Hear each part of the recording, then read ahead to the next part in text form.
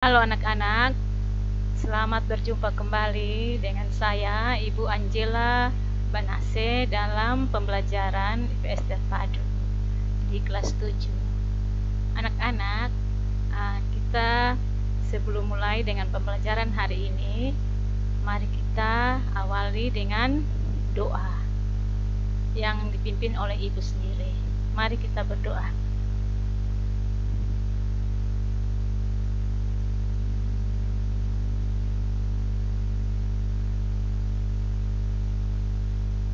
Doa selesai.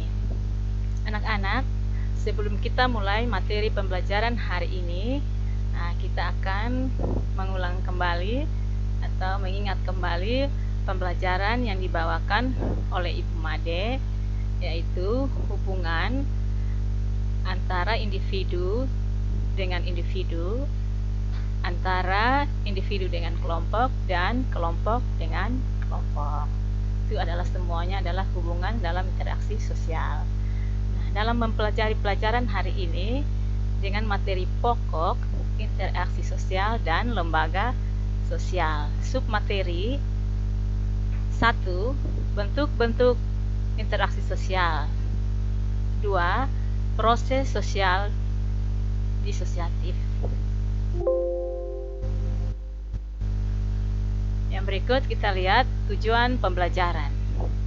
Setelah melakukan kegiatan pembelajaran, peserta didik dapat 1. Mengidentifikasi bentuk-bentuk interaksi sosial dengan tepat.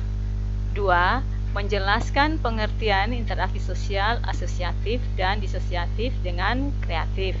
3. Memberikan contoh interaksi sosial asosiatif dan disosiatif dalam kehidupan sehari-hari. 4. Mengidentifikasi penyebab konflik di kalangan remaja dengan tepat. Yang 5. Menemukan gagasan untuk mencegah konflik di kalangan remaja dengan tepat. Bentuk-bentuk interaksi sosial. Yang pertama kita lihat, bentuk-bentuk interaksi sosial bisa dibedakan dari berbagai hal. Sebagai makhluk sosial, manusia tentu saja membutuhkan proses sosial seperti kerjasama, kompetisi, dan juga konflik. Hal inilah yang diartikan sebagai interaksi sosial. Yang berikut, pada dasarnya interaksi sosial dapat dibedakan menjadi dua, yaitu proses asosiatif dan proses disosiatif. Bentuk-bentuk interaksi sosial asosiatif ini kita bisa lihat pada gambar ada kerjasama dalam mengerjakan bangunan. Kalian bisa lihat di contoh ini. Yang berikut, bentuk-bentuk interaksi sosial disosiatif. Ini bentuknya itu, contohnya itu seperti ada perkelahian di antara para remaja atau bisa juga dengan aparat.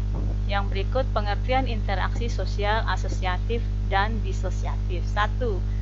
Interaksi sosial asosiatif adalah bentuk interaksi sosial positif yang mengarah pada kesatuan. Proses asosiatif juga disebut proses sosial integratif atau konjungtif. Yang kedua, interaksi sosial disosiatif adalah keadaan sosial yang kurang harmonis akibat adanya pertentangan antara anggota masyarakat yang mengarah kepada perpecahan. Nah, di sini anak-anak bisa lihat interaksi asosiatif.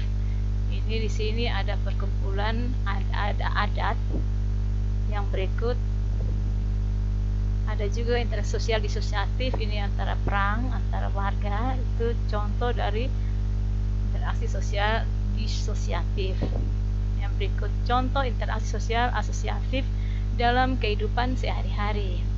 1. Kerjasama, bentuk paling dasar dari proses interaksi asosiatif yang mempersatukan dua pendapat atau lebih demi mencapai satu tujuan yang pasti.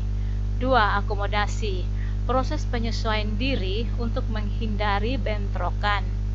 3. Asimilasi, upaya mengatasi masalah sosial, mengurangi perdebatan dalam kelompok sosial.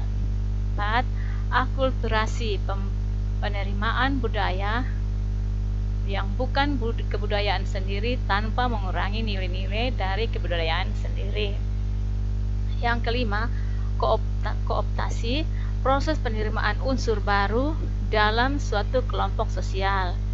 Yang keenam, koalisi, kesepakatan dua pihak yang berbeda atau lebih dalam mencapai tujuan. Yang ketujuh, bargaining, proses tawar-menawar yang menghasilkan kesepakatan. Yang kedelapan, amalgamasi, penggabungan dua kelompok budaya atau lebih menjadi satu kelompok budaya baru. Nah, di sini kita lihat bagaimana itu contoh dari bargaining. Kita bisa lihat di sini ada contoh. Contohnya di sini orang yang berdagang untuk mencapai suatu kesepakatan harga harus ada tawar-menawar. Ini kalian juga bisa lihat pada gambar. Di situ juga ada gambar akulturasi, di mana kita lihat di sini ada dua kebudayaan yang tanpa mengurangi nilainya digabungkan menjadi satu budaya yang berbeda. Yang berikut contoh interaksi sosial disosiatif dalam kehidupan sehari-hari. 1. Persaingan atau kompetisi yang menimbulkan dampak positif atau negatif. Kebanyakan lebih pada dampak yang negatif. Yang berikut 2. Kontroversi. Ini berhubungan dengan pertentangan dengan diri sendiri. Yang ketiga, pertentangan. Yang keempat, kekerasan. Yang kelima, memfitnah. Yang keenam, menghasut. Yang ketujuh, menipu orang lain. Yang kedelapan, pembunuhan. Nah, kita bisa lihat pada contoh dalam bentuk gambar. Nah, ini di sini. Di sini kita lihat kontroversi bagaimana muda-mudi bisa melihat dirinya dengan berbagai cara. Ada yang positif dan ada yang negatif. Ada juga yang dalam contoh sini bisa melakukan pembunuhan untuk memenuhi kebutuhannya dengan cara-cara yang bisa saja dengan melakukan pembunuhan.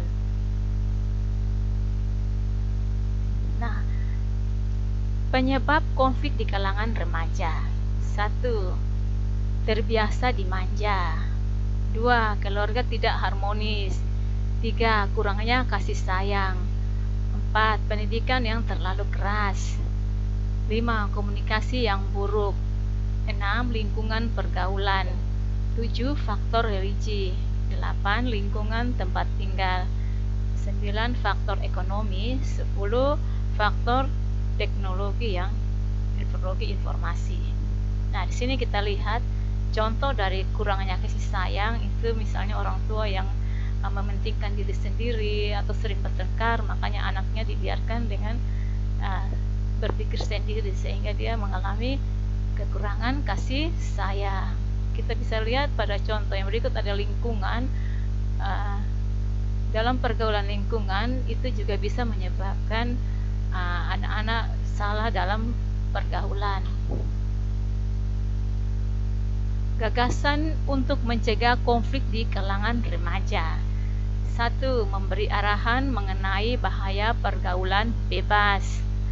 Yang kedua, menjalin komunikasi efektif dengan anak. 3. Tidak bersikap keras tapi tegas. 4. Mendukung hobi positif anak. Yang kelima, mengawasi pergaulan anak tanpa mengendalikannya. 6. Menguatkan karakter positif anak. Yang ketujuh, menanamkan norma agama dan sosial. Nah, kalau kita lihat di sini, contoh dari pergaulan bebas itu misalnya akibatnya itu ada, yaitu bahayanya yang pertama tuh anak-anak karena terlalu bebas dalam bergaul mereka bisa melakukan hal-hal yang negatif dan bisa terjadi pernikahan dini. Yang kedua, dalam pergaulan bebas juga bisa anak-anak karena terlalu bebas, tidak ada yang melarang, mereka bisa melakukan tawuran di antara remaja atau berkelahi. Yang ketiga, mereka juga bisa melakukan minum-minuman keras, lari ke narkoba. Itu juga menyebabkan akibat dari pergaulan yang bebas atau bahaya dalam pergaulan yang bebas. Bisa juga melakukan pencurian, remaja melakukan pencurian, misalnya pencuri barang untuk memenuhi kebutuhan-kebutuhan yang mereka penuhi. Yang berikut, kesimpulan dari materi hari ini yang kita pelajari, yaitu dalam kehidupan bermasyarakat kita dihadapkan atau mengenal dua interaksi sosial yang sangat mempengaruhi perilaku kita sehari-hari, yaitu satu, interaksi sosial asosiatif.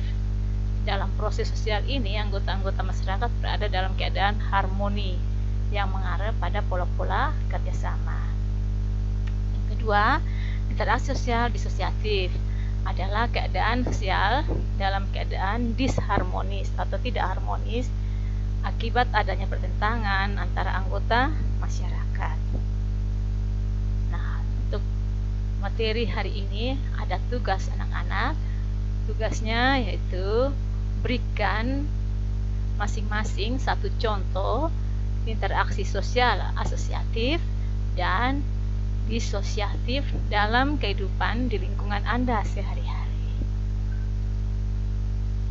Nah, anak-anak, itu tugas. Untuk mengakhiri pertemuan kali ini, kita akhiri dengan doa. Kita berdoa mulai.